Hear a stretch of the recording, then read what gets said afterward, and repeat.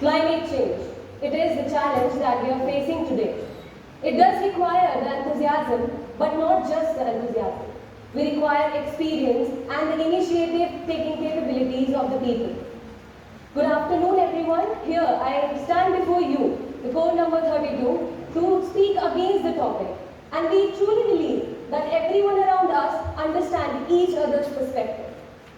The against the motion, why? Because firstly, if we see the topic itself, we can see that the youth is incorporated in the topic. Why? Because we all are filled with enthusiasm and ability to conquer the world in each aspect.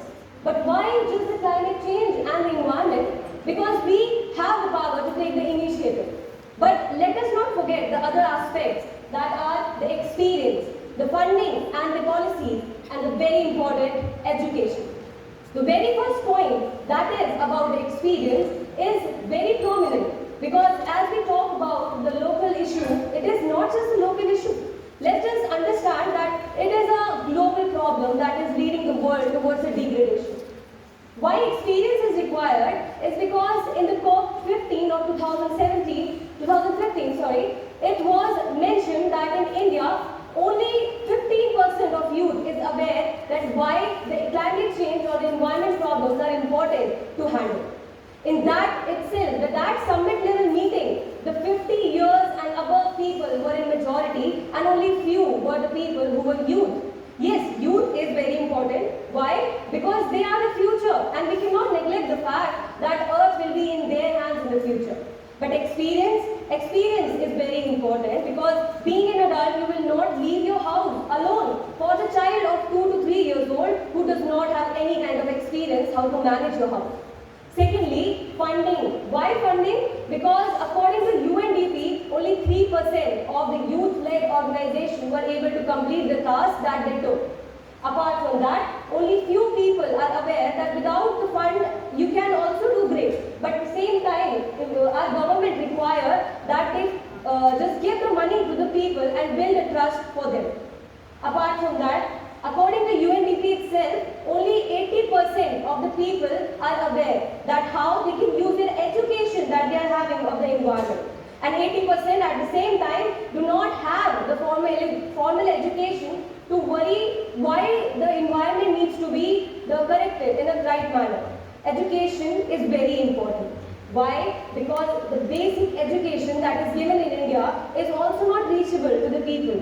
And we are focusing on giving them the environmental knowledge. The 80% to 90% of the skilled workers does not have the knowledge of sustainable development, the finance for the climate and such kind of issues.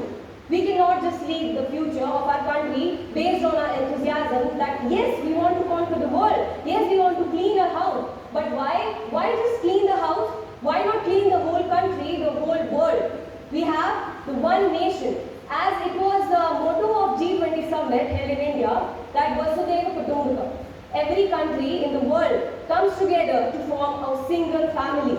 And if India, like countries that are focusing on the development and specially minded sustainable development, we cannot forget the fact that everyone needs to be together and it is not the race of the country against each other, but how we can carry each other towards development. The very first thing that we can do to become the sustainable world is by understanding and learning through the other countries. We talked about the countries like Japan, Kenya and even Australia, but they lack the basic thing that is there in their education system. From a very childhood to kindergarten, it is inculcated that a child will clean their house, will clean their classes and have the basic and a very basic routine to clean everything around him.